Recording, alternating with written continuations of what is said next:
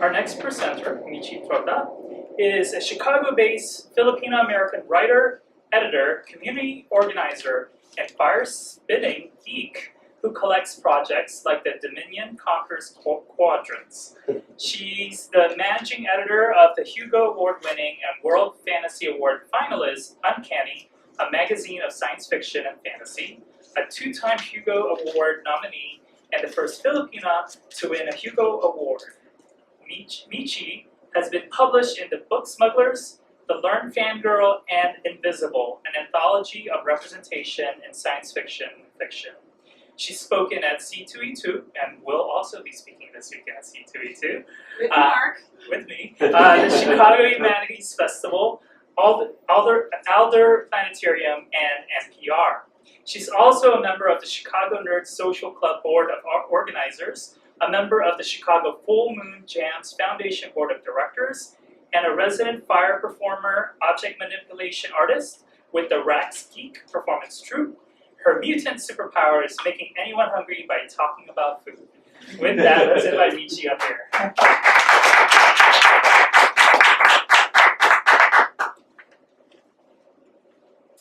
Hi everybody. So as you can tell, I'm kind of the geek of all things, is how I like to put it. Thank you, Mark, for inviting me to join the symposium. I'm super excited to be here with Valentino and is it Layla? Is that how you? Okay, awesome. Because this is something that I never really thought would be possible to do. When I was a college student back in the days when there was only one Star Wars trilogy, and Greedo had still shot first. Geek culture wasn't exactly a common topic of study in academia. It is more possible than ever now to be able to actually take our geeky passions, our fandoms that we love, and actually turn them into a career. We get to speak about comics, we get to write about video games, we get to study science fiction and fantasy as legitimate forms of literature, which they always have been, but trying to make the argument to my college professors that, yes, I could apply Foucault's concept of the panopticon to actually doing a literary critique of Kingdom Come. That took some finessing. I actually made that happen and I got an A on that paper. I go back and I read it now and I'm like, oh, I was 22 years old. That was, yeah. So it's been incredibly inspiring to meet more Asian American Pacific Islander creators since I've become more and more involved with the communities here. There's a wonderful amount of geek media now that actually reflects the wide variety of API experiences and perspectives, but for a lot of reasons, many of which I'll be talking about in the presentation. When I was growing up, I didn't actually know or even believe that there could be so many of us. Because the truth is here that geek culture is, for many of us, a really, really big part of our lives. It's influenced how we see ourselves, and it has told us stories about where we actually belong in the world. Now, what the stories actually tell us, and if they're actually true, that's a thing that we need to be talking about. So I will start off here. So as you can see, when I say that I'm a geek, I've been a geek for my whole life. My mother made that costume for me. I think I was born a couple of months after the very first Star Wars movie had actually been released. This is me in kindergarten. I loved that costume to bits. I ran around as Princess Leia until it literally fell apart. And you know, my mom made that for me, so that costume has a huge amount of emotional significance for me. And that's why Star Wars actually means a lot to me. We watched the VHS. When the thing actually was released, my dad bought a copy of the movie and we watched it so often together as a family that we broke it twice. So, you know, my brother and I would pile into my parents' bedroom every Saturday morning to watch cartoons. Family nights were spent watching Star Trek, War of the Worlds. We watched James Bond together. Dune is one of the first movies I remember actually watching, and it is one of the weirdest things even as an adult. The Hobbit was the first book my mother ever actually read to me. And Return of the Jedi was one of the few movies I actually went to see with my dad. So, as you can see, none of this clearly had any effect on what kind of adult I turned into. So, this is really, I have all these pictures up here because I want them to illustrate a really important point. This is how influential geek culture has actually been in my life. I fire spin as Wonder Woman, I've done Mad Max, I've cosplayed Assassin's Creed.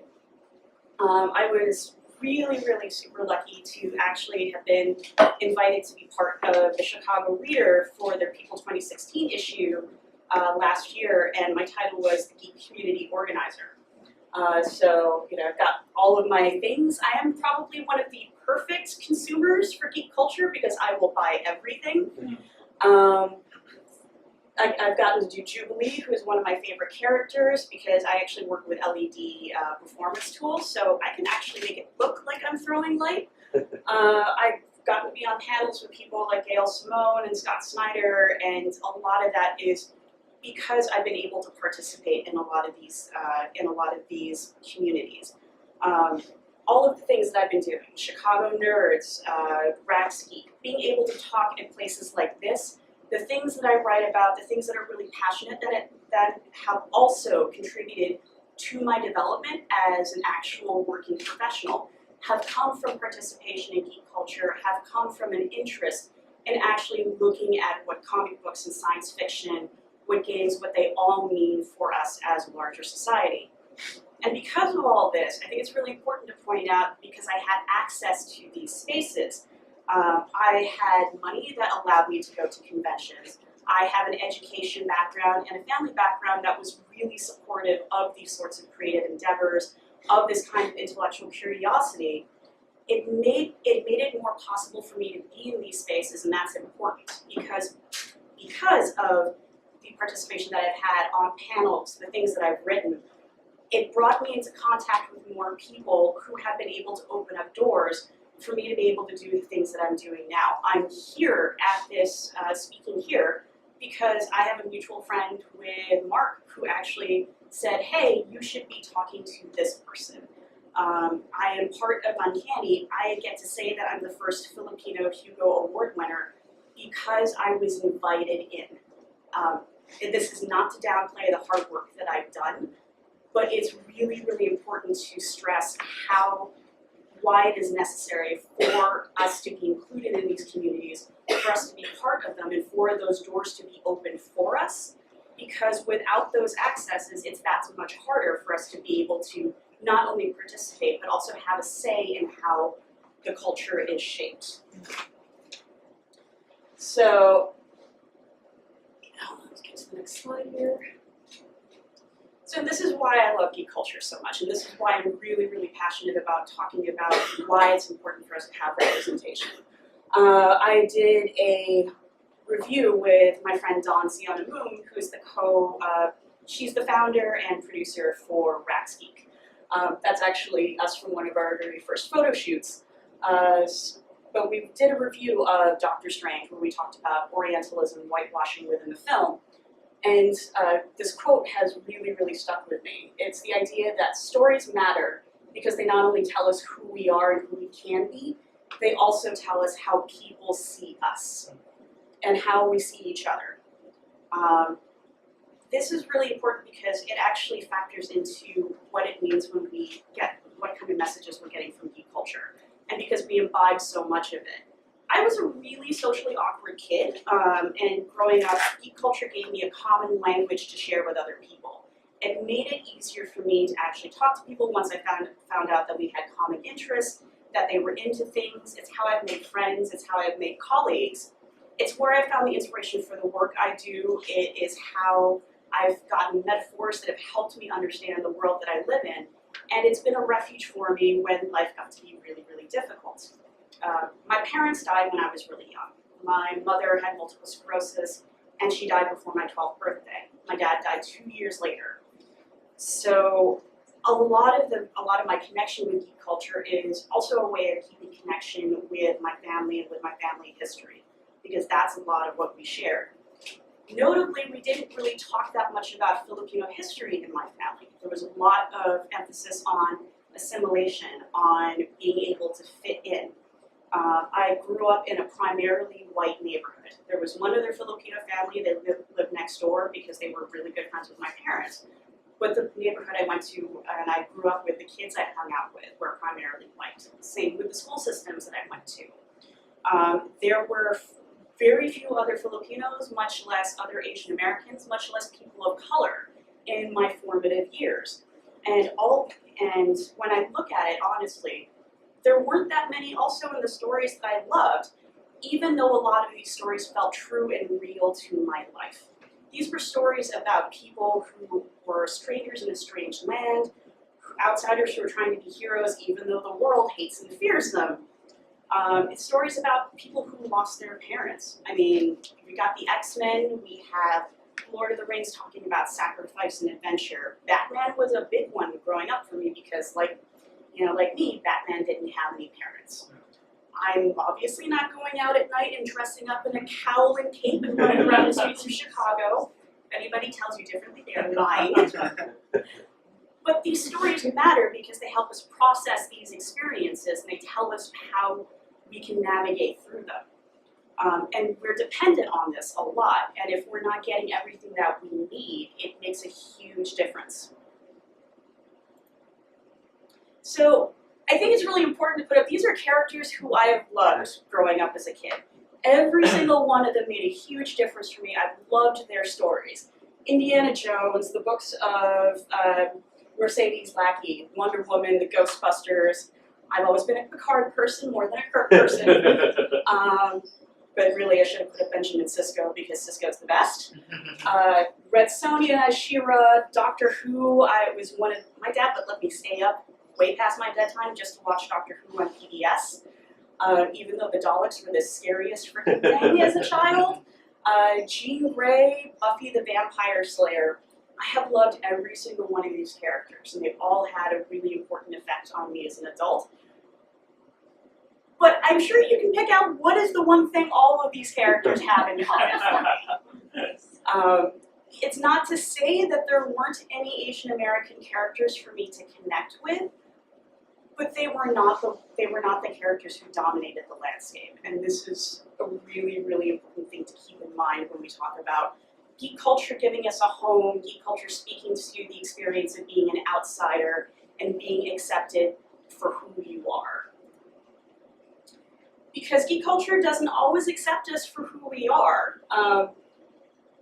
When I look at how all the characters that I grew up with, and I think about how Asian Americans were positioned, how Asian characters have been positioned in all of the things that I've loved. We have Mordo, who was the original antagonist for Doctor Strange. In the comics, originally he was drawn as sort of a Yellow Peril character, very similar to Ming the Merciless. Recently we had the Great Wall. Notice who was centered in the poster for this. Takes place in China on the Great Wall. Matt Damon is our POV character. We have the martial arts Mayo, which is what I've been calling my Iron Fist. Colleen Wing is absolutely amazing in that story, but she is not the main character. She's the sidekick. Sidekicks didn't even have any Asian characters in there. We had Chuck Norris and the kid from Sequest DSB. I'm totally blanking on his name now because Jonathan Brandis. One of my heartthrobs growing up. And of course we had Ghost in the Shell. So when we look at how we see Asian Americans and how we're often portrayed in geek media, mostly sidekicks, sometimes we're villains, we are rarely ever the heroes, and that's when we're even included at all in these stories. And the thing is, these are the stories and characters that I look to provide an anchor for me, to give me some kind of stability, to give me some kind of direction in understanding who I was as a person growing up. So what does it tell you when none of your heroes look like you? What does it tell you when even the villains and the sidekicks barely look like you, when they are flattened representations of who you are, when they're walking tropes instead of actual complex individuals? What does it tell you about the world and how people actually see you? Not just how you see yourself, but what do you think about how people see you when you are rarely ever represented, and when you are, you're represented as a series of tropes. So a couple of years ago, I wrote this essay called I Don't See Color, where I was examining what it meant to me as a writer and my progression as a writer, particularly in fiction, and how that tied into geek culture and what I've gotten out of it. I want to stress again, geek culture is something I love. It is a part of my identity. But here I have what I ended up figuring out, and I actually didn't crystallize for me until I started writing this essay, was that I hadn't realized, I was in my 30s when I wrote this essay. All of the fiction I had ever written was about white characters. There wasn't a single protagonist in any of the aborted fiction that I tried writing, even when I was writing fan fiction and Mary Suing myself. Everybody knows what the term Mary Sue means? Yeah, I Mary Sued myself into my fiction as a white girl. And the idea that my idealized self, my fictional idealized self was white was something that I hadn't even really thought of as weird or odd until I started writing this, and it just sort of smacked me in the face. And what's really, really, what has been both kind of a comfort and also horrifying is talking to other Asian Americans, talking to other people of color, and realizing that all of us have done this to ourselves. So the quote here is, because I learned to see no difference between white and color, I have whitewashed my own sense of self. It means that I know more about what it is to be a white person than what it is to be Asian, or specifically Filipina, and I am a stranger among both. The term sometimes used is a third culture kid, but being of the diaspora.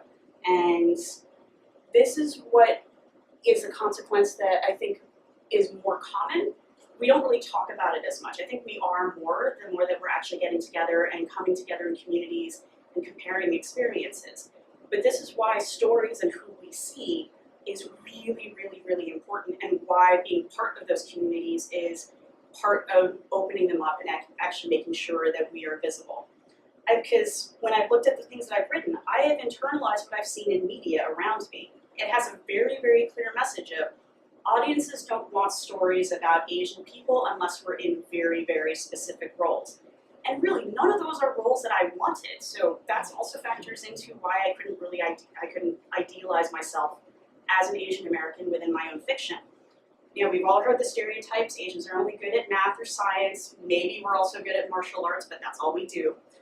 We're sidekicks, particularly if we're women. We are either the exotic, cunning, overly sexual dragon ladies, or we are the meek and quiet and supported delicate flowers.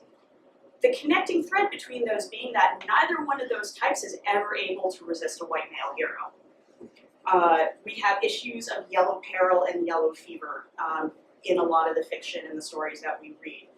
We're rarely seen as confident, not arrogant, because that also pulls into a different stereotype, but we're shown often as awkward, quiet, not confident, not happy with the space that we're taking up. We're always shown as smaller and trying to not be in anyone's line of vision or be off to the side. Not good at emotions, not good at being individuals. None of those are things that I ever wanted to be growing up. It's why I love characters so much. Does anyone here watch The Librarians?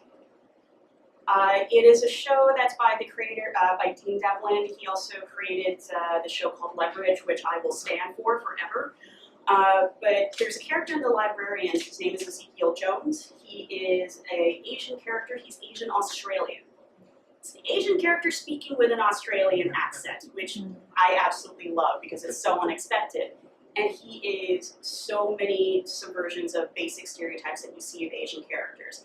He's confident. He knows what he's good at. He doesn't do martial arts. I think there's one episode maybe where he actually throws a spin kick and his friends look at him and he's like, I don't do this all the time. I'm a thief. Why should I have to fight anybody? But it's because that kind of character is so rare that he stands out.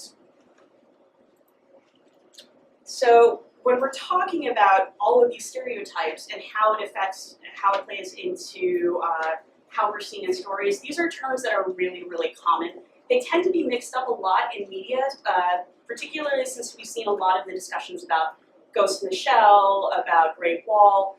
I think it's really important just to know what each of these terms mean. When we're talking about whitewashing, they're characters of color who are being recast as white in media adaptations.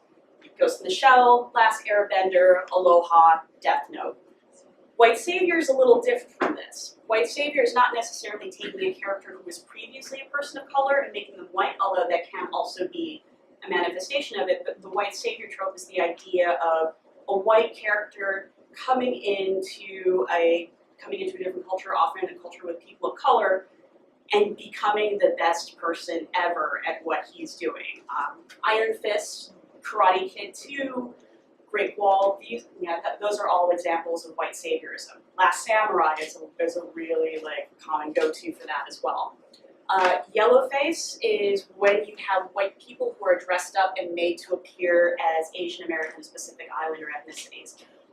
Breakfast at Tiffany's is probably the most notorious example of that. They had Mickey Rooney dressed up in the worst possible stereotype you can imagine.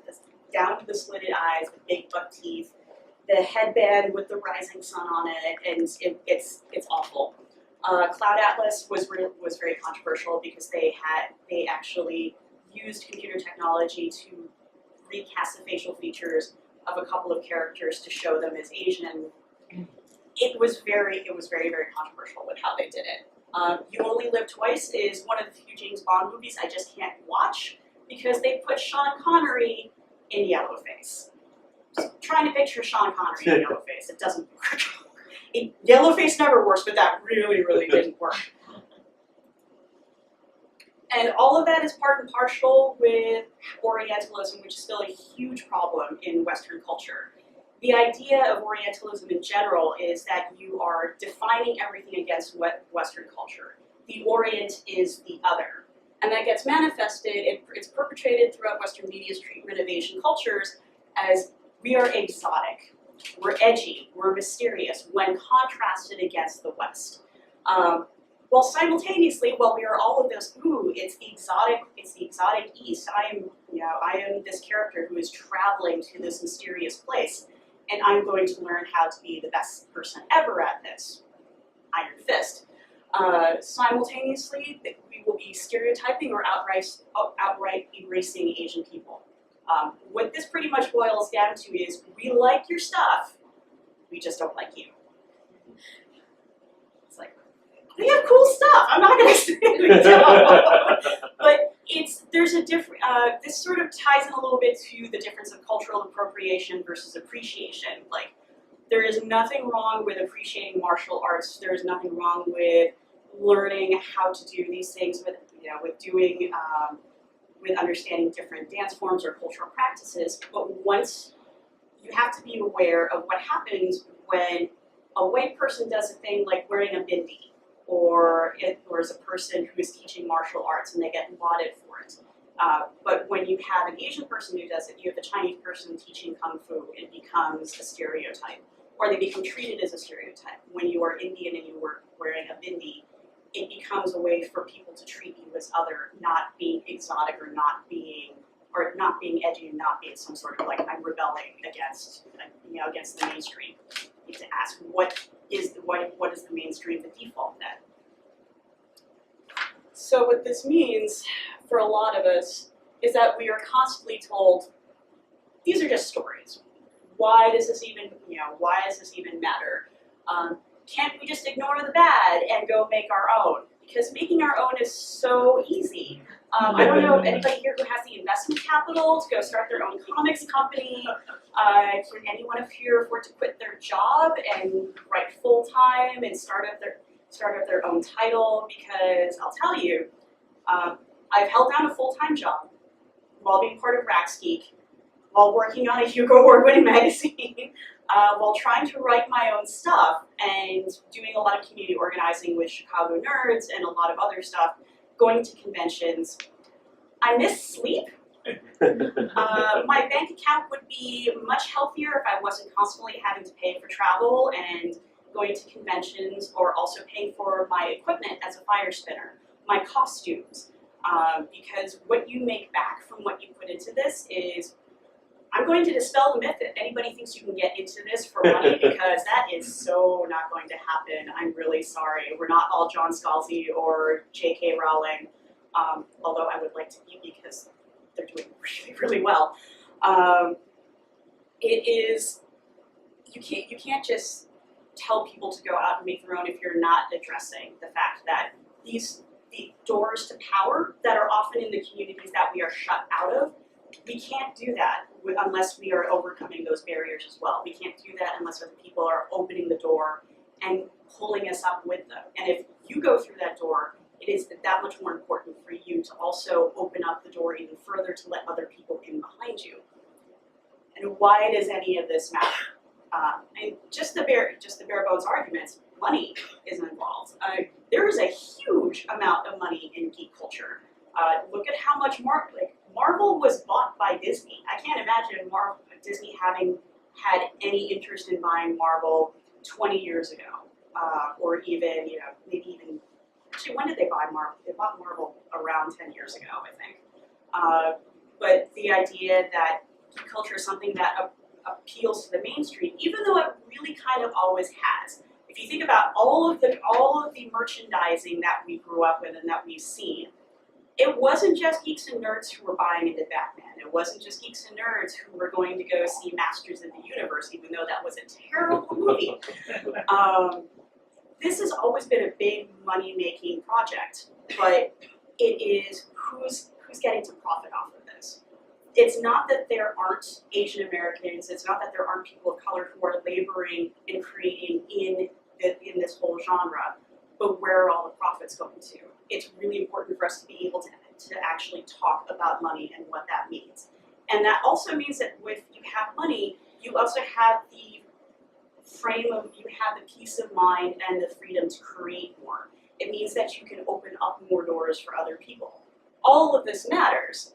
And I think there was, I don't know if any of you, some of you might have seen this video. It came out a couple months ago in the lead up to Ghost in the Shell, when there were a lot of discussions about, well, why does it matter? Because she's a cyborg. It doesn't, like ScarJo needs to be able to sell the tickets. And I'd like to say that when they lost all that money, that sort of puts that whole argument to bed over we need to have a white lead. But I thought this video really, really, really encompassed, without even having to say anything, why these stories matter. Sorry. I have the video pulled up on YouTube. You do? Okay. Yeah, you have to skip your presentation. Hold on. Go back. Because usually I should be able to. Aha, there we go. Yep.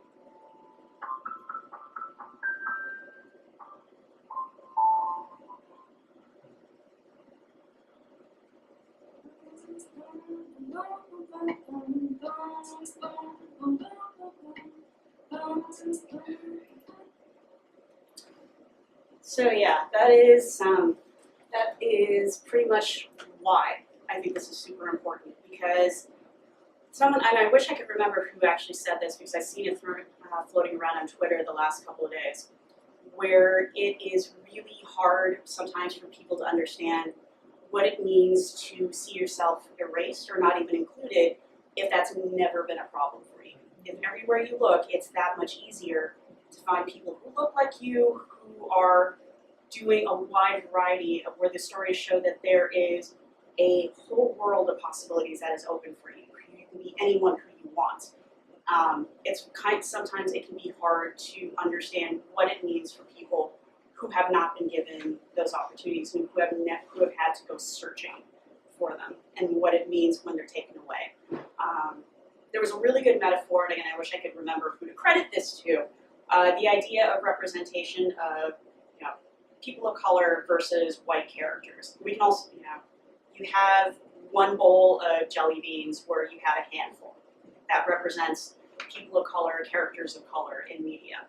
The other bowl you have, it's filled to the brim with jelly beans, and this represents white representation in geek culture. And we'll just use in geek culture in general, but really the metaphor applies all over the place. If you take a couple of those jelly beans from the big ass full bowl, you're not really going to see that much of a difference. It doesn't make a huge difference and take that much away. But when you take it out of the bowl where you're already down to a limited number, the lack of it is that much more apparent. The impact is that much more.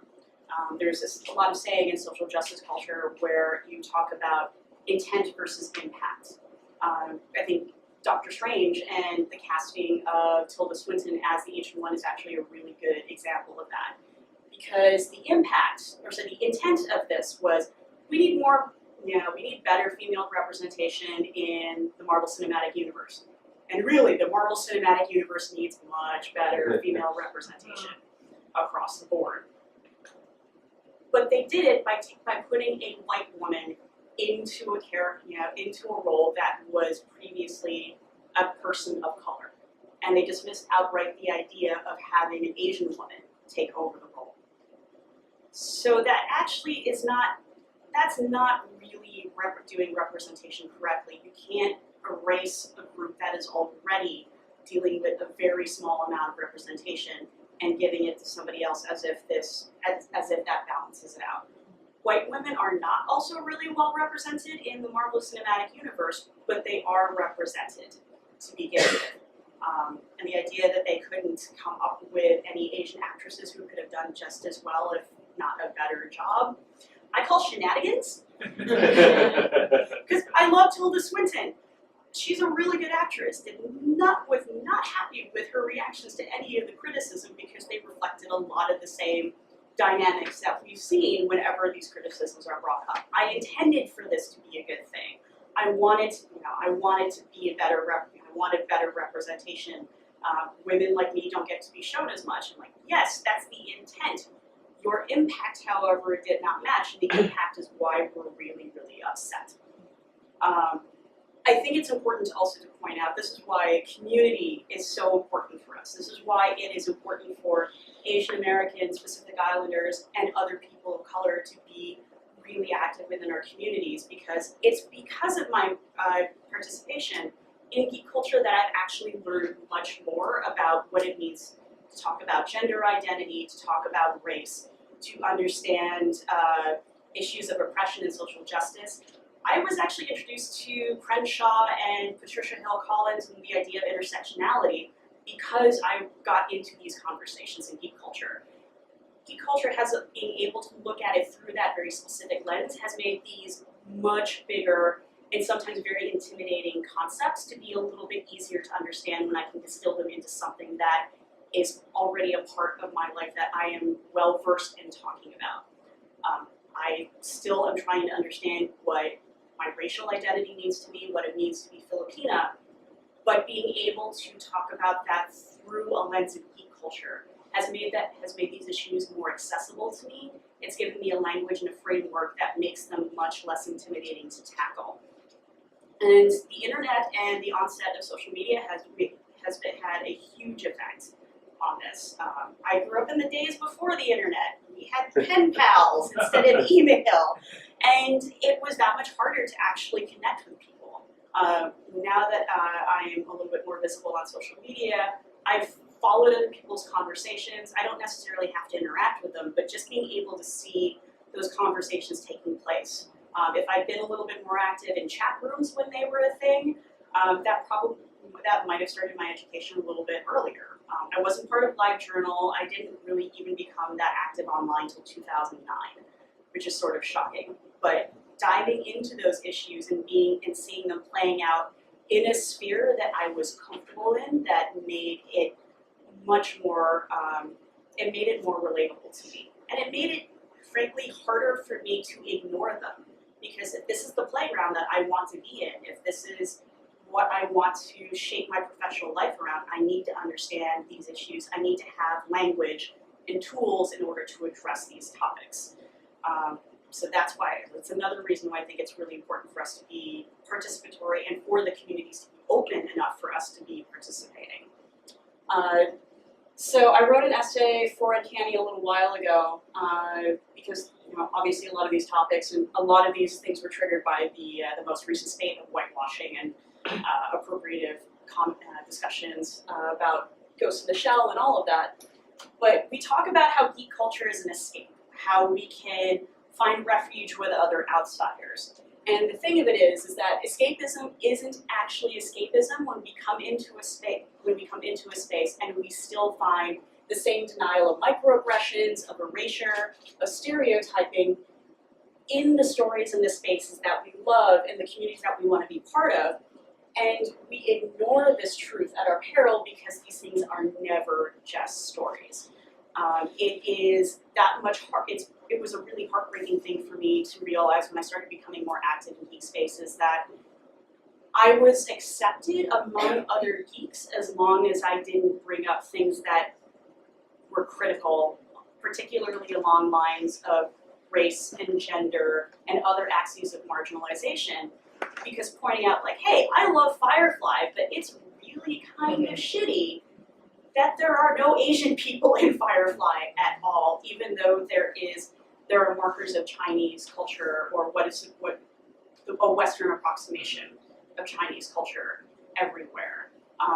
I have loved Julie as a character, but it took me a really long time to even find markers of her being talked about as Chinese American. Psylocke was one of my favorite characters in the X-Men, and when I started reading, she was already in that Asian body. I had a lot of fun realizing that no, Psylocke used to be a white British woman whose mind was transferred into the body of an Asian assassin. The Asian assassin's mind went into Psylocke's original body and then promptly died. And all of this was done because the creators, this was during Jim Lee's run on the X-Men, when Chris Claremont was overseeing all of the titles. They did this because they, and I quote, wanted to make her stand out more. Because being a purple-haired, telepathic mutant who could manifest her power in a psychic knife was not making her stand out enough. We had to put her in the body of an Asian woman. And what that says about Asian being shorthand for other was sort of like a slap in the face. There had been a lot of discomfort with that storyline when I first started reading the comics, but it wasn't until I was more well-versed in a lot of the terminology and a lot of the critical analyses being able to put a finger on exactly why. And it means that whenever I'm in geek spaces, I'm not totally off my guard. And it is a thing that I've always been that way, but I didn't like admitting it. It was, there's a term that we use called background radiation. It's often talked about the sexism with women having to walk through the world and realizing that the background radiation of the world is there's harassment, there's catcalling, there's being treated like you are less an expert in your field just because of your gender. But we also walk around that with race. When I go into a geek space, there's always the issue of background radiation of, is somebody going to be making a joke about, oh, hey, you're really into all of this sci-fi and comic stuff, you're super Twinkie. Asian on the outside, white on the inside. And I've gotten this from both Asian Americans and other white people.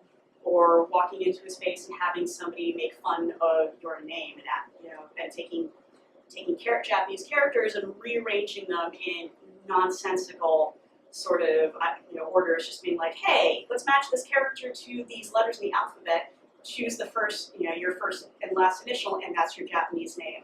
It doesn't work like that. It's not funny.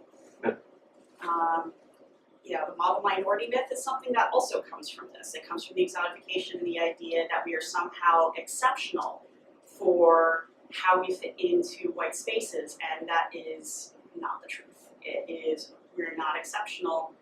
We are still othered, and we're only accepted so long as we maintain the status quo.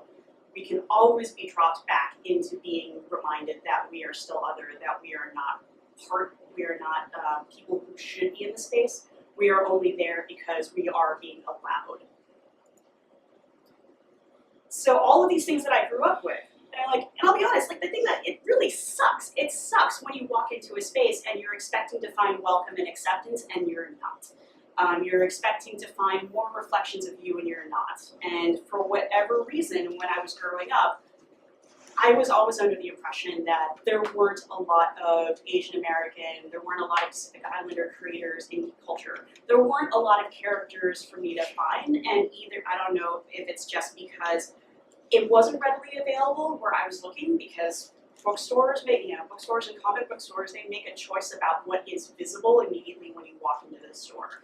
Broadcasters and movie producers and television producers, they make a choice over who you get to see when you were watching media.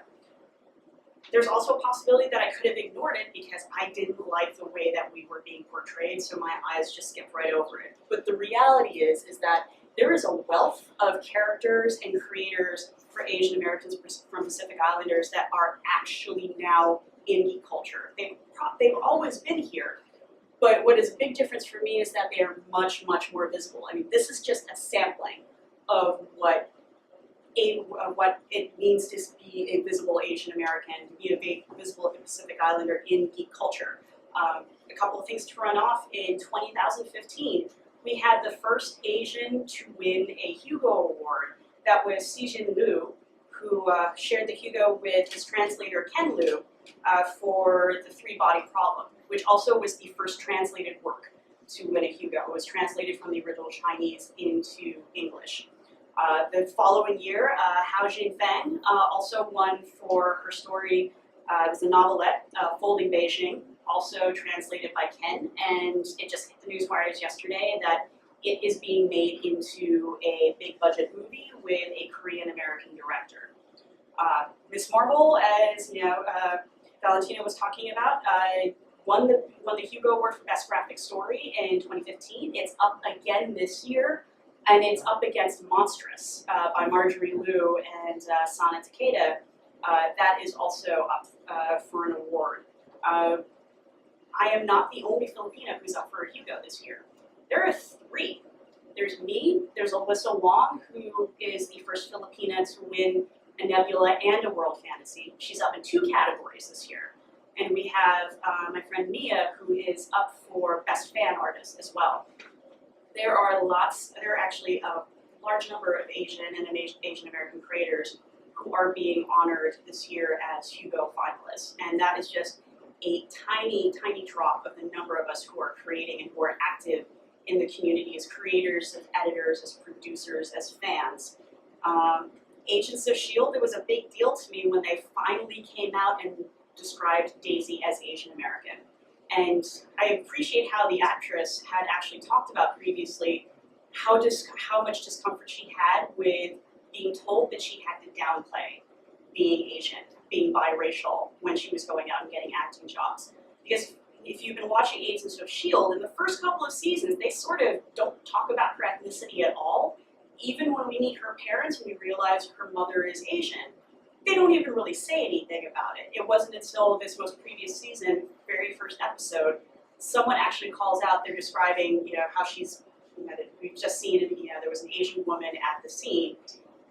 actually calling that out makes a huge difference. There's a character in the new comedy Powerless, which is it's okay in and of itself. I love Danny Pudi, which is why I've been watching it. But the main character is a young woman, and within I think the second episode, someone made a joke about her ethnicity. She's like, actually no, I'm Filipino. It was a very pleasant surprise. It made me more invested in the show. It doesn't make me totally like it,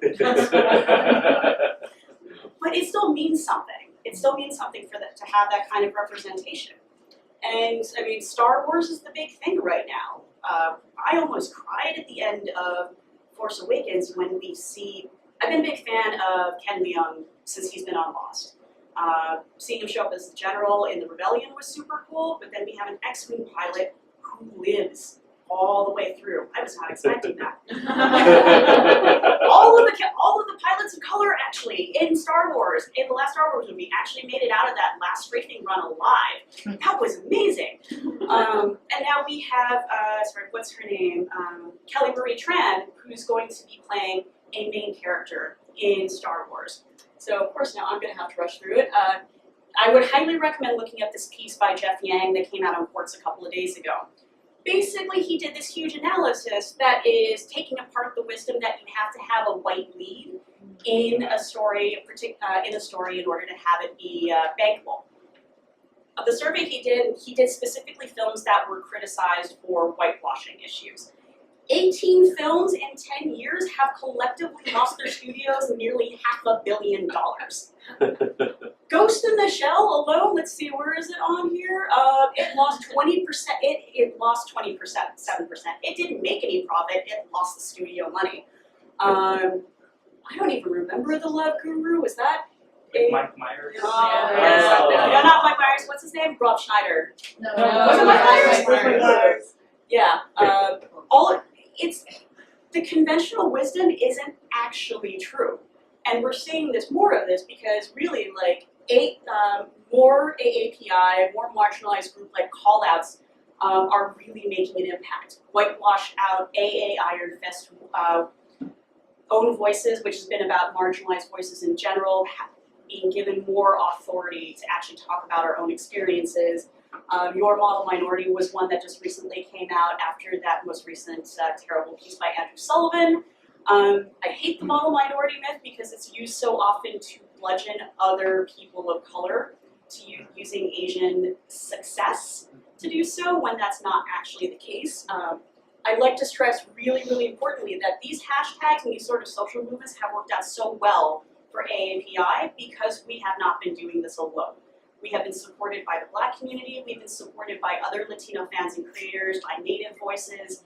It's really important for us to be part of the community to know that we are outspoken about these issues, not just when they affect us, it has to be when they are affecting all of other people as well. Because that boomerangs back on us in a positive way. If there's better representation for other people of color, there will be better representation for us.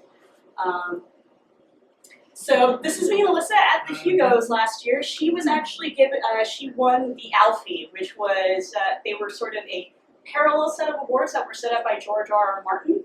And because she should have been on the ballot last year, but was not because there were things going on, but she still won. And I love this quote from her. We were interviewed for a piece in CNN Philippines, and the point that she makes about thinking that no one wants to hear our stories and it being not true.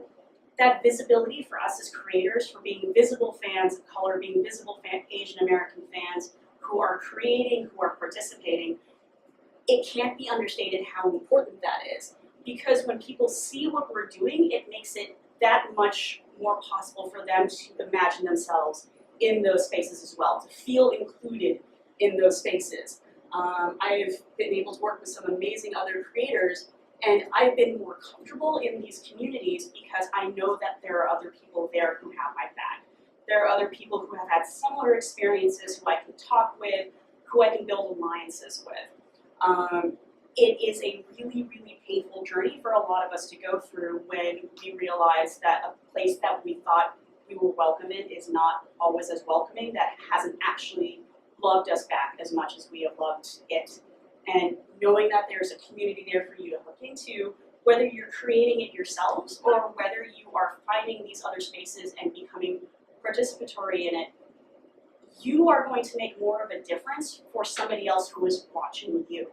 It's good for you, like it's good for us to be able to feel like we're connecting to other people, but always remember that there is somebody else who is looking at that space too and thinking that they don't belong, and if they see you there, if they see you creating, if they see you being outspoken, even if you're just being on Twitter, you're like, hey, how's it going? It could be that little push that makes them more willing to actually think that they can do this as well. Lilo and Stitch, favorite movie ever. Again, the idea that we are able to connect with each other and being able to better understand who we are. All of these things are, again, important for visibility, for representation, because we can't keep doing this on our own, and we shouldn't have to. We should be able to reach out to each other. We should be able to support each other. We're not the Immortals. This isn't the Highlander. There can be more than one. And it makes it that much more, like, you can imagine actually seeing yourself in this space. You can imagine yourself as an author. You can imagine yourself as a comic book artist if you were seeing other people doing that too, who are like you, who have similar stories. In short, if you're going to be participating in geek culture as a person of color, as an Asian American, these are the things that have really worked out for me. You find your people. Find your people and build your communities, whether that is you're putting together your own group, or you're going out and looking for communities that match your outlook, that have a mission that aligns with the things that you want to do. We support and we hold each other to shared principles. Supporting doesn't mean just saying, hey, I love what you're doing. It also means being able to hold each other accountable.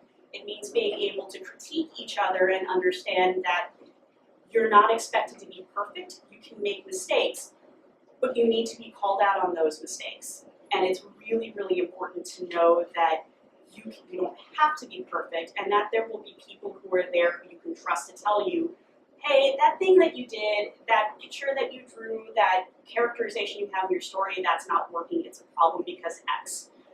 We need to be willing to engage, listen, and learn, because this benefits all of us. And we need to be vocal and visible where possible. And I say where possible because it is not possible for everybody to do it. As we all know, visibility and outspokenness also carries with it a higher risk of harassment.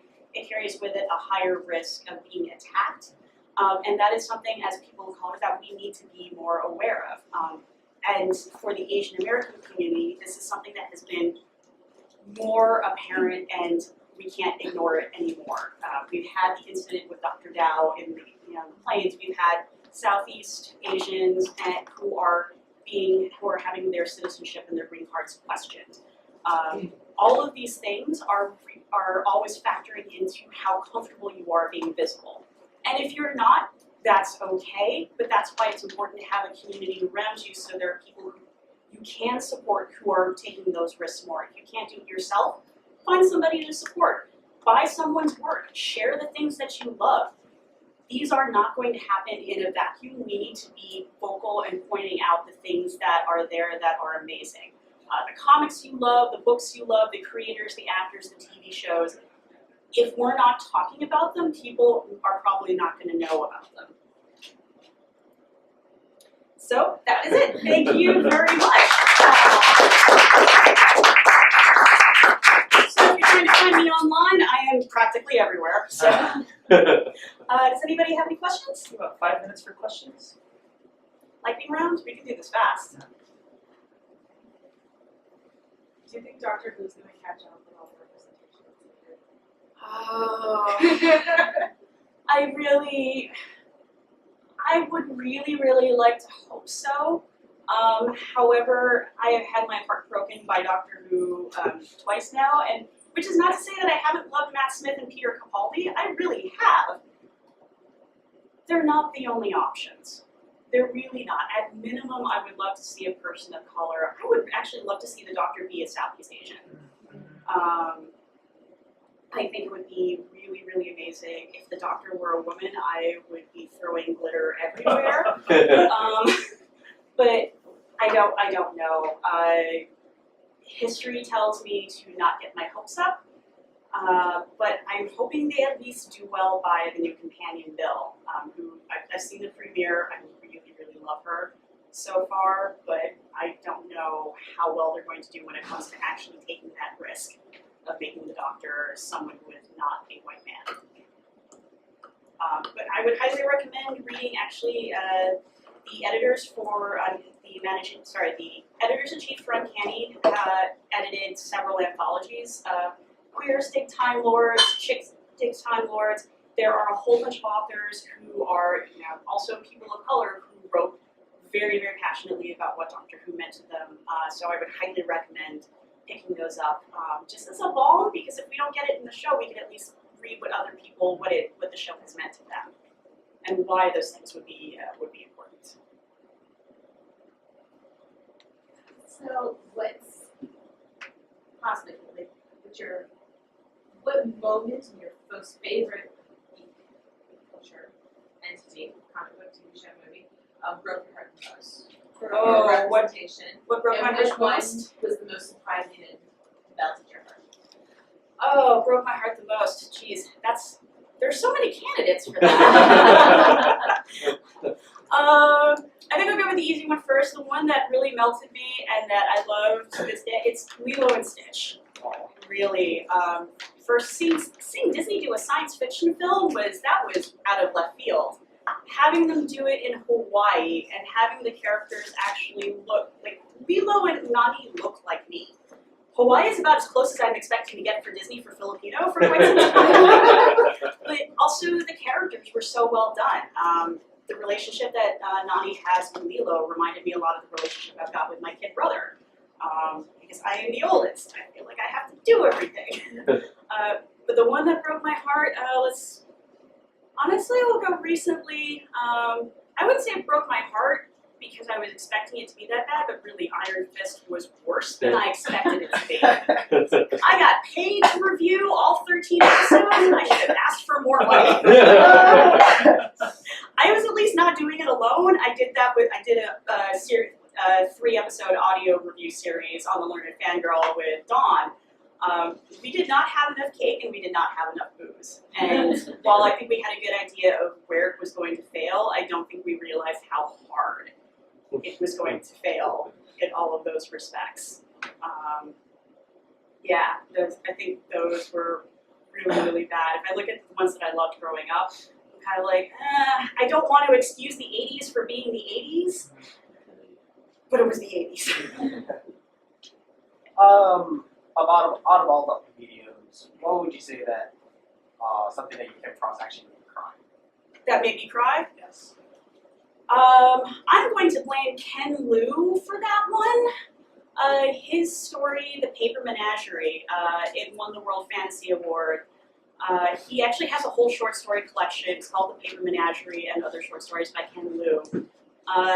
That one made me cry like a baby, and everybody I've sent it to has been angry at me for sending it to them because they've also cried. N.K. Jemison's books. The 5th season is absolutely mind-blowing. I cannot recommend it enough. If you start reading it now, the first book and the second book are already out, and I think the third book comes out this year, so you're not going to have to wait very long. I'm sorry. What was that? Can you say the N.K. Jemisin. The first book is called The 5th Season. Read anything by Alyssa Wong. She is absolutely freaking phenomenal. Isabel Yap is another author who I would highly recommend. J.Y. Yang, they are an author out of Singapore. They've written some amazing fiction. We published a short story by them in Uncanny, which was sort of inspired by Doctor Who with a cannibalistic twist. Yeah, definitely read that one. Other authors. Actually, going back to Ken also is working on a trilogy of epic fantasy set in a medieval China. He's referring to it as kind of a silk punk genre. first 2 books are already out, and they are, if you are a fan of the gigantic Game of Thrones type tomes, Ken's books will definitely fill that itch, but with much better characters, in my opinion. Also, gosh, there's so many authors. Actually, if you go, I'm just going to plug Uncanny. If you go look at Uncanny magazine, we have all of our backlogs are online for free. We have lots of authors of color, lots of Asian and Asian American authors who we publish their short fiction, and I would go from there. If they have books, jump into their books. Aliette de Bodard is writing a series of books that are set in post-apocalyptic Paris with Vietnamese mythology woven in, involving fallen angels as well. Really, really check it out. I have loved all of her science fiction as well. You can find most of them are novelettes. So a thing that's really interesting, a lot of science fiction and fantasy authors are now moving into novelettes or novellas as well as full novels. So instead of coughing up the 10, 12 bucks for a whole novel, you can get a novella for about $2 to $4, and it's a really good way to get to sort of get a taste for what somebody's writing style is. And it's a nice way to be able to read a whole bunch of stuff without having to go through a 1,000-word novel, which I love. I only have so much time. Anyone else? Well, you'll be around for I will further definitely be around. questions. I want to make sure we get to our last speaker today. Yep. Thank you, Michi.